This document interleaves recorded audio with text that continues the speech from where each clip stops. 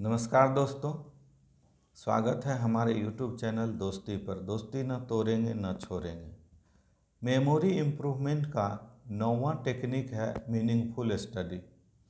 Meaningful study का मतलब होता है अर्थ को समझकर पढ़ना। बहुत सारे छात्र ऐसे होते हैं जो किताब पढ़ते हैं और बोलते हैं कि सर हमको समझ में नहीं आया। बहुत सारे छात्र ऐसे होते हैं कि पूरा का पूरा पेज पढ़ जाते हैं। कोई 2 पेज पढ़ते हैं, कोई 10 पेज पढ़ते हैं और अंत में बोलते हैं सर पूरा किताब पढ़े, पूरा चैप्टर पढ़े, मुझे तो कुछ समझ में ही नहीं आया। ऐसा इसलिए होता है दोस्तों क्योंकि वो अर्थ को समझकर नहीं पढ़ते हैं।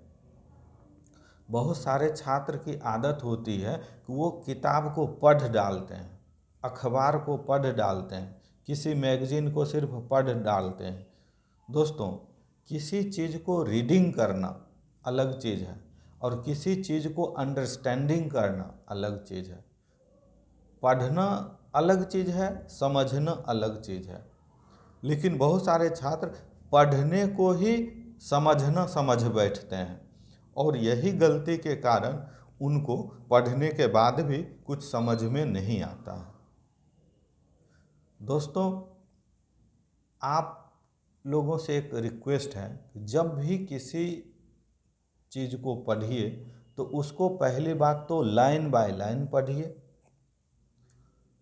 दूसरी बात, बिना अर्थ को समझे हुए अगले लाइन में जंप मत कीजिए। ऐसा करने से हो सकता है कि अभी आपने रट करके एग्ज़ाम पास कर दिया या हो सकता है रट करके लिख दिया, लेकिन भविष्य में क्या होगा कि आप अगर वही चीज़, वही शब्द दोबारा मिलेगा आपको लाइफ में, तो आप उसके अर्थ को नहीं समझ पाएंगे। कहीं बोलने में भूल हो सकती है, कहीं इंटरव्यू देने जा रहे हैं वहाँ मिस्टेक हो सकता है। इसलिए दोस्तों, आप लोग बिना अर्थ को समझे हुए कोई भी चीज़ में आगे नहीं बढ़ें। पहले एक लाइन पढ़िए, उस लाइन का पूरा मीनिंग को समझिए, उसके बाद आप अगली लाइन में प्रवेश कीजिए। यदि आप ऐसा करेंगे तो निश्चित रूप से आपका मेमोरी इम्प्रूव होगा। दोस्तों, अर्थ को समझकर पढ़ेंगे तो आपका फ़ायदा होगा।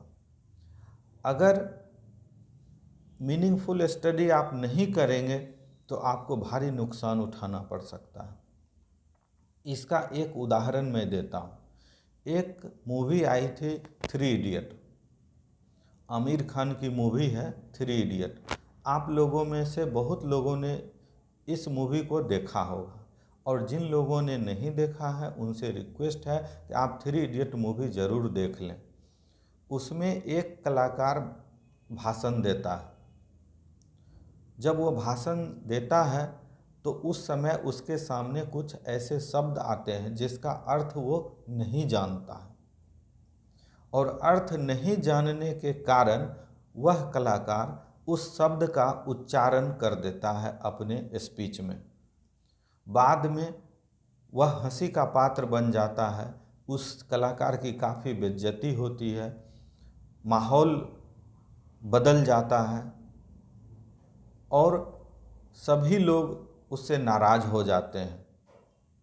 तो ऐसा गलती आप लोग नहीं करें, क्योंकि बिना अर्थ को समझे हुए बोलना, लिखना या पढ़ना गलत बात है।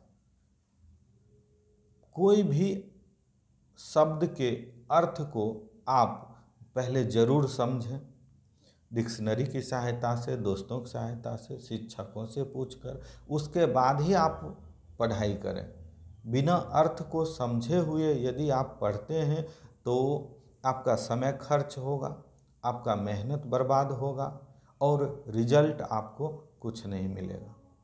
आपको मन में नकारात्मक भाव भी आएगा, अपने पे गुस्सा भी आएगा कि मैं 5 पेज पढ़ा, कुछ समझ में नहीं आया, मैं 10 पेज पढ़ा, कुछ समझ में नहीं आया। इसलिए दोस्तों आप लोगों से रिक्वेस्ट है कि जब भी कोई चीज़ पढ़िए तो